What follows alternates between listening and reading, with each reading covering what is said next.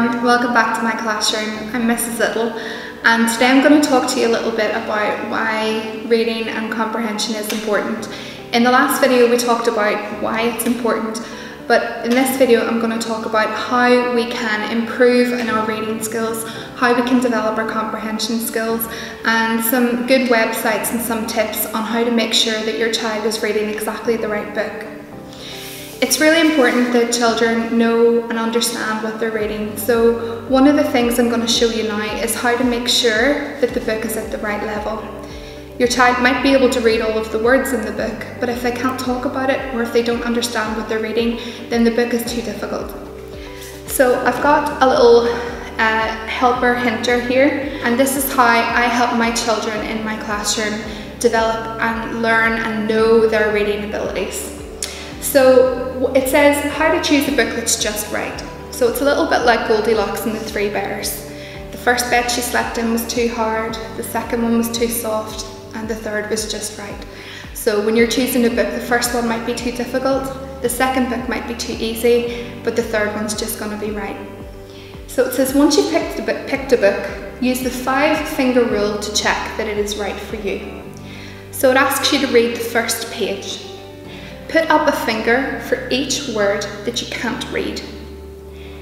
The third point is, did you put up all 5 fingers? Choose a new book. So if you've put up 5 fingers while you're reading the first page, that means that you found 5 words that are too tricky for you. That means that the book is too difficult and you'll maybe read it once you develop your reading skills a little bit. The fourth point is, did you not put up any fingers? So if your hand is like this means that the book may be too easy, so choose a new one. Yes, it's good to read a book that's easy, it does develop your confidence, but it doesn't help with your vocabulary or your development. So yes, it is important to read books that you enjoy reading as well, but it's better to read a book where you're learning a couple of new words each time. So the fifth point is, did you put up less than 5 fingers? So if I read a page and I maybe only put up 3 fingers, that means that the book is just right for me. So one of the things I want you to try is the 5-finger rule. So if you read and you put up all 5 fingers on the first page, that means that the book is too difficult. If you don't put up any fingers, that means the book is too easy. And if you put up a number that is less than 5, so 4, 3, 2 or 1, that means that the book is just right for you.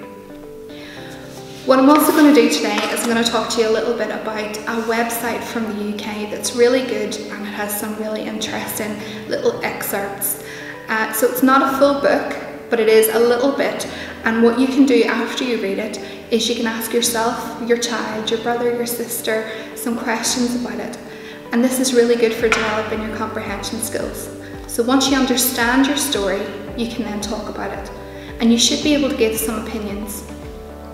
If your child can't talk about the story, again, it means that it might have been too difficult for them and they're maybe concentrating so heavily on reading the words that the information that they're reading didn't actually go in.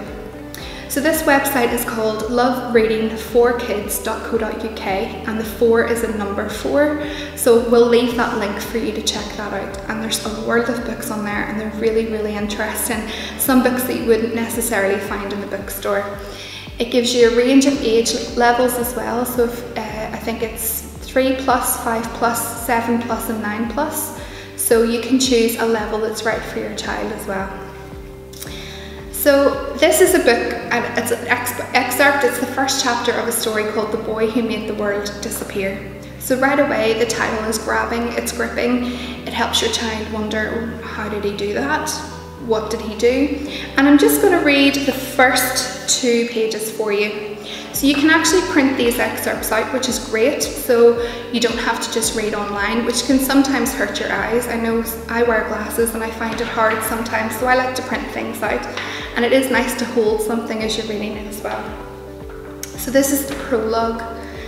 Stories are often told about a good person who does a bad thing, and this is no exception. The hero of our story is Harrison, and I do mean hero, because before we begin, I want to make one thing clear. Harrison had a huge heart. He cared about the rainforest, regularly brought his mother breakfast in bed, and always shared his toys with his younger sister, despite the fact that she would often break them, lose them, or try to flush them down the loo. Harrison was kind to other children at school, even Hector Broom, who was a bit of a bully and once pushed Harrison over on purpose and told their teacher, Mrs. Bolgan, that it was an accident. So that's a little excerpt from that story. If your child reads that to you, you could ask them a variation of questions like, tell me 2 things that Harrison's sister used to do to his toys. What was the name of the bully in the story? Why do you think Harrison was so kind?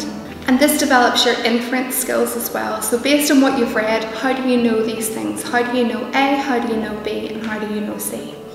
Give it a go, check out the website or use some of the books that you already have at home, and I hope you do really well with your reading, and let's see if you can pick a book that's just right for you. Thanks everybody, see you soon, bye.